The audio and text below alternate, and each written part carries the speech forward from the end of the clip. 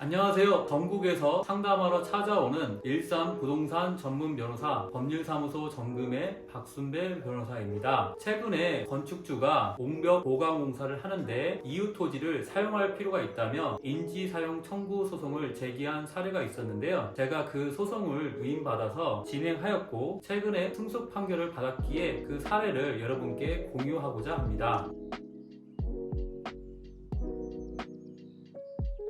그러면 제가 사안과 관련해서 간단하게 상황 설명을 드리겠습니다. 보시는 바와 같이 오른쪽에는 원고 토지가 있고요. 그 다음에 피고 토지가 있었습니다. 그리고 이 가운데 부분이 원고와 피고 토지의 경계라고 보시면 되고요. 원고가 빨간색 부분에 옹벽 공사를 진행하였던 곳입니다. 그런데 원고가 옹벽 공사를 하다 보니 피고 소유의 약 3m 정도 폭의 토지를 사용해야 이 옹벽 공사의 보강 공사가 가능하였던 곳입니다. 인지사용 청구권은 토지 소유자가 경계나 그 근방에서 담 또는 건물을 축조하거나 이를 수선하기 위해 필요한 범위 내에서 이웃 토지의 사용을 청구할 수 있는 권리입니다.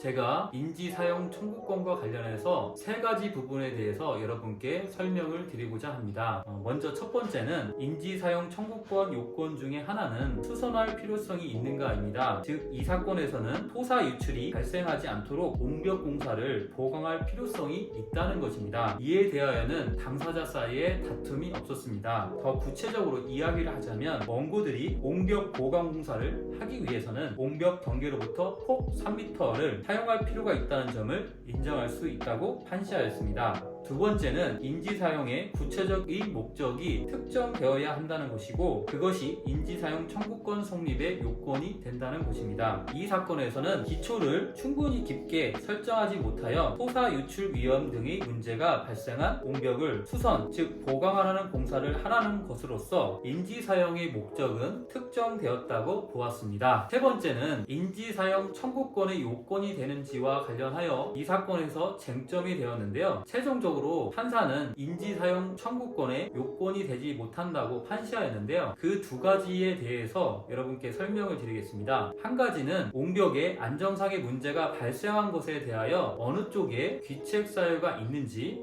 두 번째는 원고가 시행하고자 하는 그라우팅 공법에 의한 옹벽 공사가 선전하는 위험을 제거할 수 있는 적절한 공사 공법인지 여부였습니다. 이 부분에 대해서 원고와 피고 사이에 첨예한 대립이 있었고요. 다만 판사는 인지사용 청구권 성립 여부와는 별다른 관련이 없다고 판시하였습니다. 피고는 원고에게 옹벽상 안정상의 문제에 관한 기책 사유가 있다고 주장하였고 원고가 제시한 그라우팅 공법에 의한 보강 공사가 적절한 공사 방법이 아니라고 주장했습니다. 그렇지만 이러한 쟁점은 인지사용 청구권의 성립 요건과는 무관한 것이었기에 원고의 인지사용 청구권을 인정하였던 것입니다. 의뢰인께서는 피고가 자신의 토지를 사용하지 못하도록 방해하였으나 이러한 판결로 인하여 옹벽 공사를 위한 작업장과 임시통로로 피고 소유의 토지를 이용할 수 있게 되었습니다. 이렇게 피고의 고민을 해결할 수 있었습니다.